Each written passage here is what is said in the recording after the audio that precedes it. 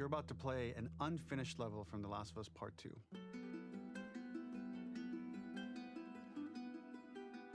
The reason we added this section is there are a few sequences, and we picked the 3 of the best ones, that we cut from the game. Often we build a game that's much bigger than what ends up being the final product. They were months away from being finished, but we wanted to give you an insight of what it's like when we built a game, because often we have this whole thing constructed and it doesn't have final art or audio or dialogue. And here you get to see the building blocks of what it's like when we first string a bunch of these levels together. This is the intro to the first deleted level, and this one is the roughest of the 3. We wanted to show more of how Jackson operates. So this is the festival where Ellie ultimately kisses Dina. This sequence would have come very late in the game as a flashback sequence while you're in the farm with Dina. And we wanted to show what is the rest of Jackson doing, and wanted to put on the stick, make it interactive. So you could see when you're outside, there are all these almost like carnival games that you can play. You could mix drinks, you could play with these kids that are playing a sort of clicker Marco Polo, sit down and listen to conversations. And all the different interactions were first or second pass, very, very early passes. The building blocks are there, but nothing is final. And ultimately, while we were very excited by this sequence, it's pretty fun and lighthearted. It just slowed things too much as we're barreling towards the end of the story at this point. So again, reminder, rough, missing audio, missing animation, missing gameplay tweaks, missing dialogue, but pretty representative of what it would have been. So enjoy.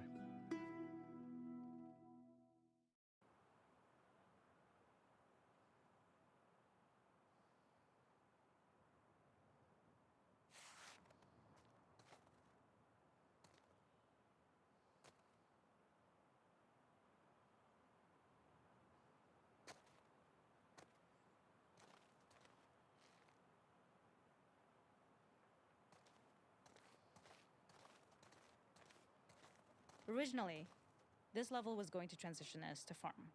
We would go all the way through to the dance, where Ellie and Dina share their first kiss.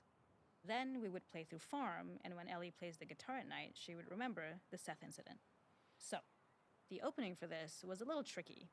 We needed it to match at least a little what you might expect emotionally coming from prior beats, because we were already purposefully disorienting you in time and space. Remember, you just came from this huge fight. To jump straight into it would have been a little too jarring. After some back and forth, we rooted it in Ellie's nerves, calling back to her hands shaking in the theater. But this time, for a much more innocuous reason we'll find out later. She's nervous because she has a crush on Dina, who is the only reason why she's here at the dance.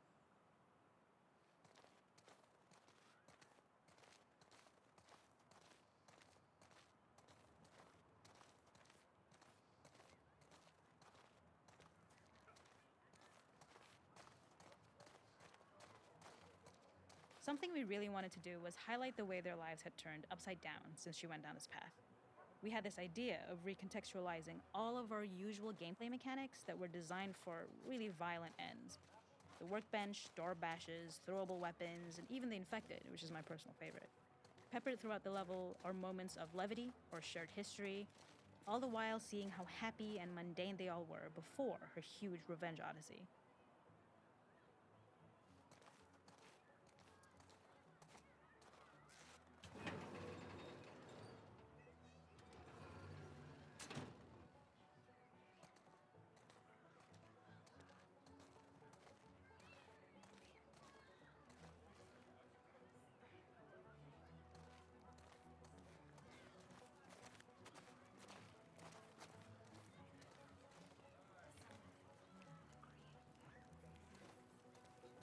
We use our workbench a lot to make a lot of things that kill and maim and hurt people.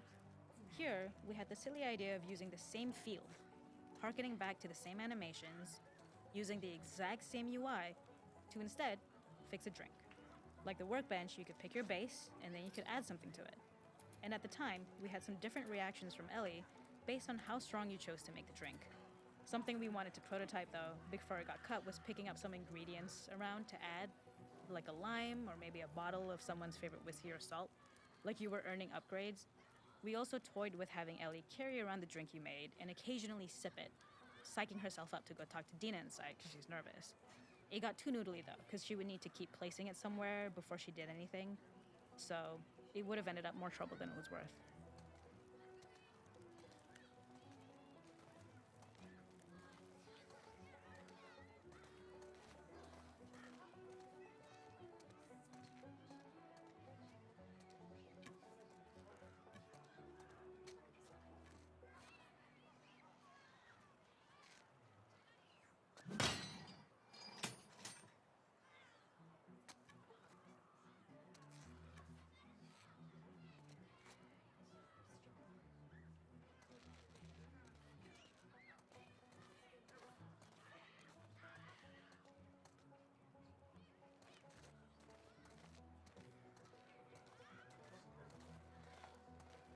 The makeup artist is pretty simple. It's one of those little in-game scenes we peppered in to make it feel like Ellie had roots in the town. Hallie, our writer, mentioned that in her mind, an ex-girlfriend of Ellie's tattooed her arm to cover up her scar. So we figured this might be the only time you get to see that. We wanted to hint at it and allude to it and make it feel like there had been so much more that had been happening and so much more that Ellie threw away.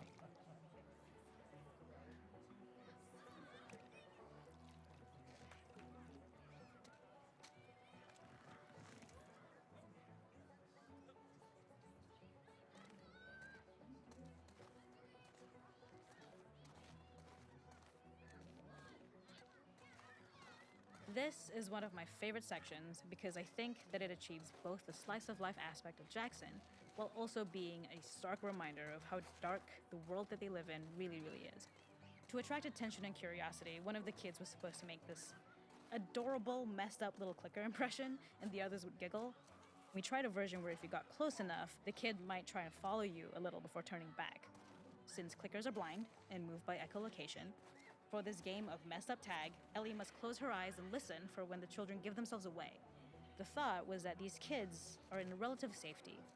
They still grow up with the dangers of clickers and runners, and all those lessons would embed themselves in the games that they play. When the festival got cut, they tried to preserve this moment and move it to the front of the game where the snowball fight is, as a tutorial. However, being in the headspace of a clicker doesn't really teach you how to deal with them. Eventually, it evolved, and they instead made the snowball fight, which was, I think, way more effective. For me, it's character illuminating that not only does Ellie know this game, she plays along. There's a familiarity with the kids that's really nice to see, especially because it's such a difference from the Ellie we see later, who has a sort of hollow normalcy that she's trying to get with JJ, but kind of fails.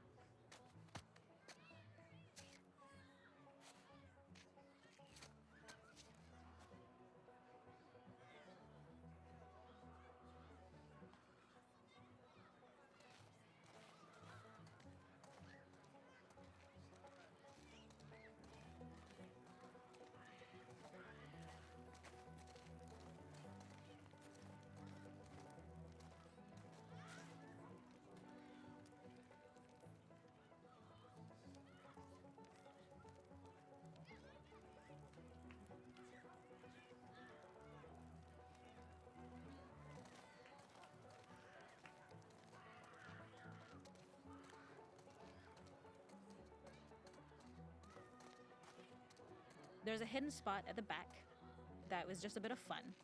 It was highlighting Jackson's normalcy with something we would find in a real world. In the back, you would find teenagers finding some alone time with each other in a dark corner of a party. It was rewarding the player for peeking into a hidden corner, but ultimately redirecting them back to the festival. We also had versions of them smoking weed here, despite Maria's consternation, probably having gotten it from Eugene.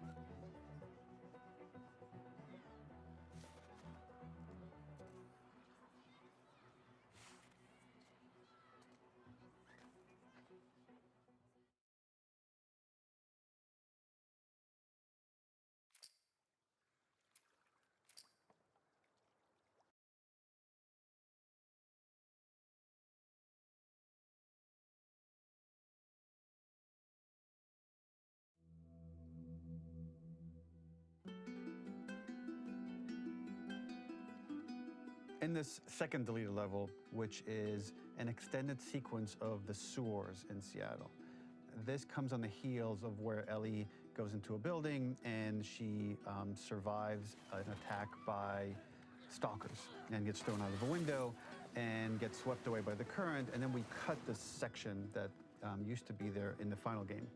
Now you will get to play it. So this was a way to get a bit more interesting puzzles, interesting traversal, figure out how Ellie can navigate the sewers with the fighting current. Ultimately, with a lot of these levels and these sequences, the reason why we cut them were for pacing purposes. But here it is for you in this very kind of raw form that part of it will feel finished, parts of it will feel like assets are missing as far as audio, animation won't be final, but it's a glimpse into what a game looks like when it's months away from finishing. Enjoy.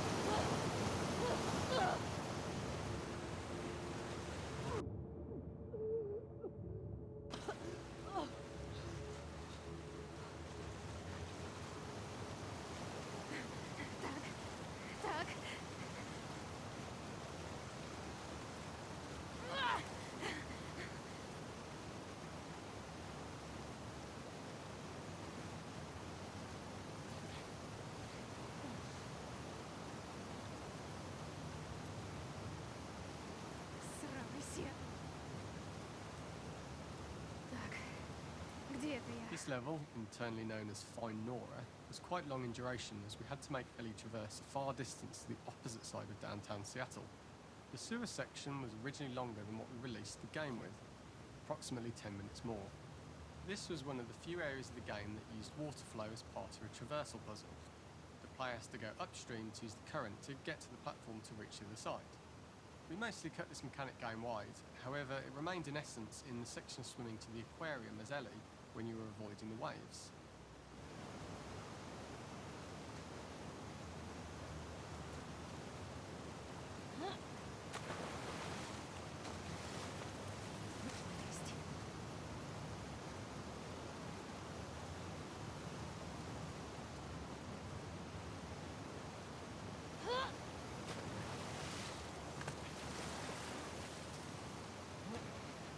The ladder acts as an immediate goal for the player, but being able to climb out is not going to be so easy. To keep levels interesting and engaging, we alternate between positive and negative values the player experiences. Here, it's a positive to have found a ladder, but then a negative to discover it's not the solution. But then another positive to identify the next short-term goal of the doorway. By alternating between these opposing values, we give players what they expect, but not how they expect it.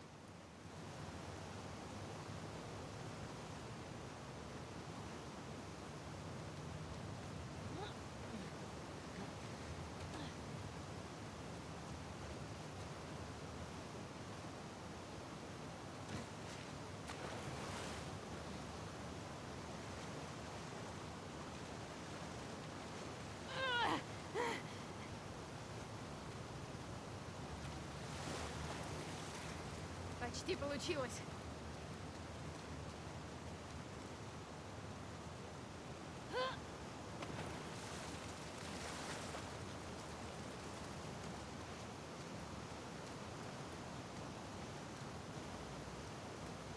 When players reach the doorway and enter into the room, they're faced with a dead end. The real reason for this dead-end room is that on the reversal, when exiting back out of the doorway, players are faced with the route onwards.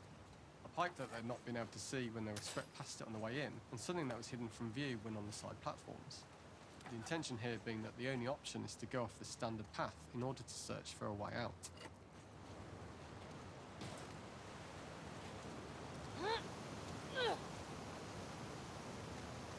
Заберите Уберите меня отсюда. Throughout the rest of the level, we also used light to indicate to the player that they were heading in the right direction. We slowly introduced the player to consider climbing into smaller pipes and crouching in these tight spaces. This is to slowly build up to and encourage the player to climb into such a small pipe that they'd have to be crawling on their stomach, which is something that the player previously may not have recognised as a playable space, let alone the desired route they need to take. We slowly introduced the player to consider climbing into smaller pipes and crouching in these tight spaces. Надо наверх. This is to slowly build up to and Дальше, encourage вверх. the player to climb into such a small pipe that they'd have to. We added a tiny space just to reward the player's exploration with a pickup item, and we made sure it was something that made sense that you'd find in this area. A canister and all the garbage that had been washed into the sewers from the surface.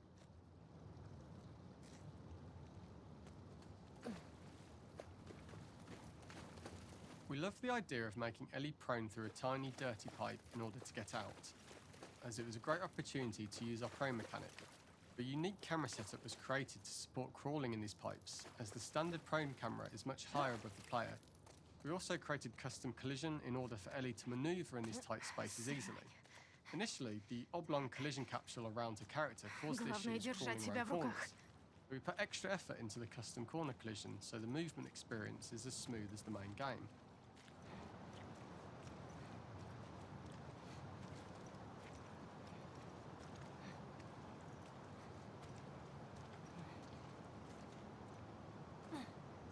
In order for the player to feel cramped, claustrophobic and desperate, we'd been enforcing the traversal mechanics that allow for a tight environment which promote these feelings. We introduced the use of the squeeze through so that we can keep the player feeling enclosed and tight, but without repeating the same geometry. Here we change from low ceilings with wider walls to high ceilings and tight walls to change up the spatial pacing and keep the level from repeating itself. Да пошли вы все.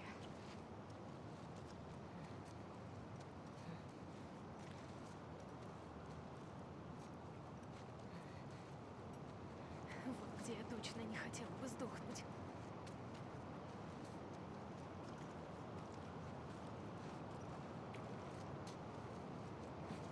Originally, we had the waterline much higher here, so players had to swim through this tight tunnel. However, from watching user test feedback, it was occasionally causing people to discount the route entirely and turn back on themselves. So to avoid any risk of this happening in the final game, we present a lower water level so the tunnel is easy to see and commit to using. Although this isn't as impactful without the prone swim, it's the better decision as it means a smoother experience for the player with no backtracking frustration. As we surface from the water and over the crest of the slope, we reveal what is further in this tunnel. A clicker that has sprouted and the fungus has grown on the sides of the pipe. It was great to see people who user tested this area becoming increasingly worried as we forced the player to squeeze past the fungus and inches away from the clicker's face, all the time not being sure whether the clicker might be alive or attack them. Although we aren't as cruel as to force a clicker attack in such close proximity, we do have a payoff for this moment.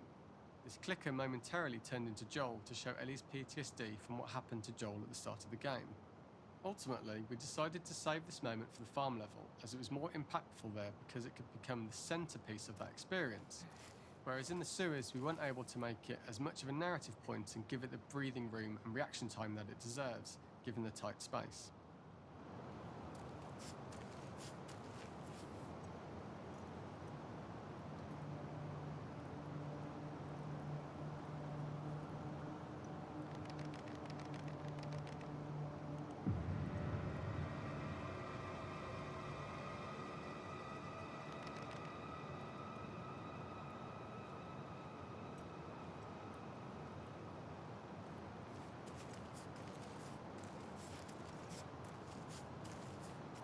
Вот черт!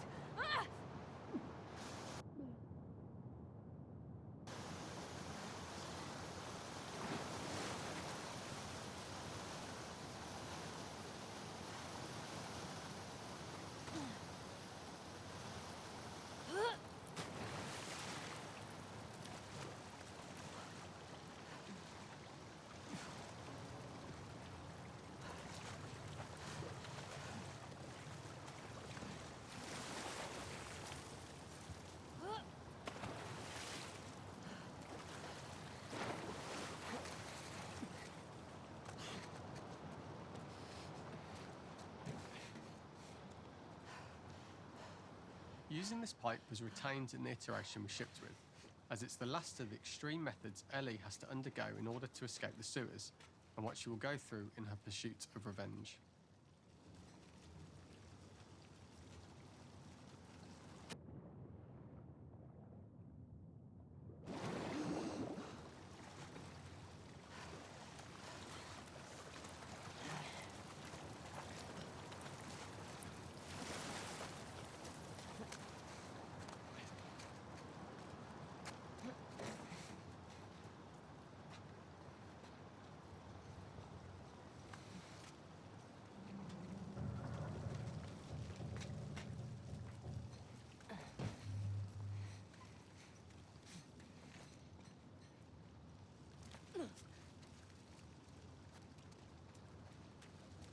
The last ladder climb is quite lengthy, and although we could have trimmed it down to a shorter climb, we liked how this last segment of the journey built anticipation for whether there was success at the top or not after all you've been through.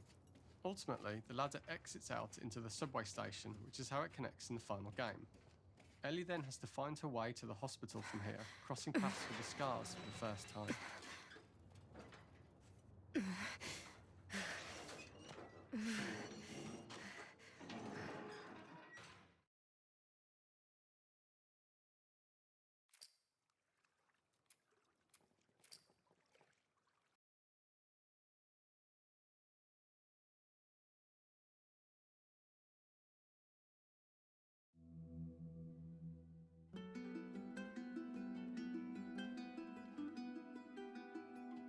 For this third and final deleted level, what we call the boar hunt sequence, this was a sequence pretty late in the game.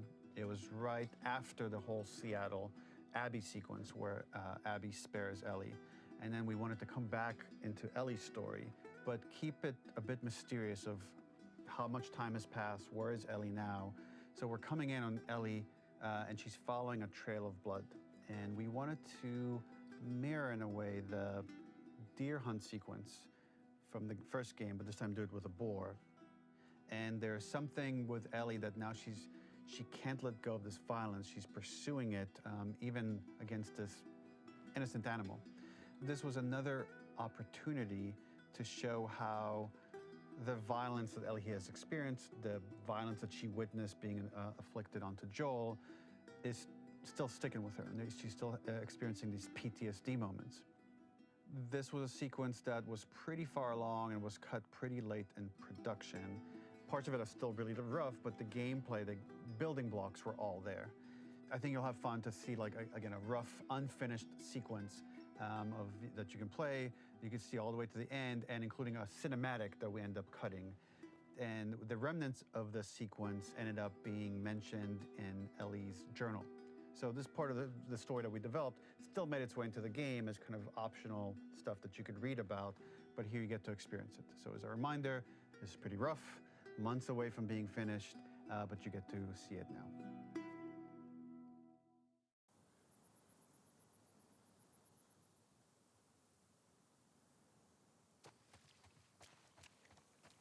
So the boar hunt was one of the hardest levels for me to work on. It was a huge challenge with the systems that we had, and we kept trying, but it never felt quite right. Originally, the level happened after the Jackson Festival, which also got cut, but before Farm. Once the festival got cut, it became the prologue to Farm. The intended experience is that we jump forward in time after the fight with Abby in the theater. We don't know where Dina is. We likely assume she's dead because she was just bleeding out. Ellie is alone. Her hair is short. So maybe this is the future or the present. And she's hunting. Hunting who? Abby still? In early iterations of the fight, it was more arena-like. The player slowly whittles down the boar's health. Ellie gets more visceral and more vicious. We get a little worried about her. As the boar gets weaker, more panicked, more feral, and we start feeling sympathetic to the boar was the hope. Однозначно нет. In all of these iterations, especially of these wider areas, it required custom AI and scripting to make sure it continued to feel organic as an animal, but we really needed it to do specific stuff. It needed to be able to close distances really, really quickly. It needed to charge to attack, but we wanted the feeling of hunting, so we needed to track it down from afar. And we also needed to discourage the player from attacking the boar when it's that close, or it would kind of turn into this melee kerfuffle. How do we do this in our world while keeping the boar believable? We must have gone through 5 or 6 iterations of the boar fight and all, and every single time it changed pretty drastically. We split it into clear phases, where one was like all long range. Попался. We tried another where you're getting close and you get the jump on it quite literally. You're jumping off of a rock to attack it. And then finally, we tried a bunch where you almost sort of go around a bunch of trailers and try and wrestle it. We uncovered after some time that taking down a boar over several phases felt very laborious and a little dramatic. It was comically long, it felt too boss-like, a little too gamey. We decided to cut the first few phases, and we opted for a cold open after the boar had already been hurt off screen. So that allowed us to focus on feeling like we're closing in on prey and to introduce the boar when it was at its most dangerous. Already hurt, already feral, much too close for comfort. And so the thinking was it would bring us more into Ellie's mindset. Is this really hunting for food, or is she hunting for some other reason? The gas station was built to highlight the boar's destructiveness. Since it's cramped, the boar feels larger. We also feel trapped with it, though perhaps it's trapped with us. When it charges, it gets to us quickly, so we must be on our toes. This made it more in line with Ellie's sort of hunting for trouble mindset. Listening became more important, as well as moving around slowly so it didn't hear you. Could you spot it before it saw or heard you? And could you get a shot off quickly enough so you could dodge out of the way? Or is the shot worth the cost after? It feels like a gamble. By the end of the fight, everything would likely be in shambles. The boar would burst through the wall, and Ellie would follow it and finally enact revenge.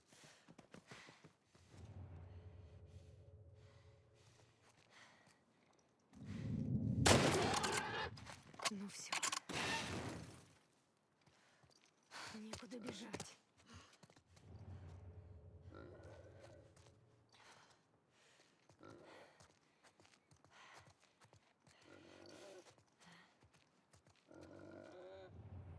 The boar kill was supposed to be anything but glorious. Тебе With the конец. boar whimpering at the back of the gas station after Ellie's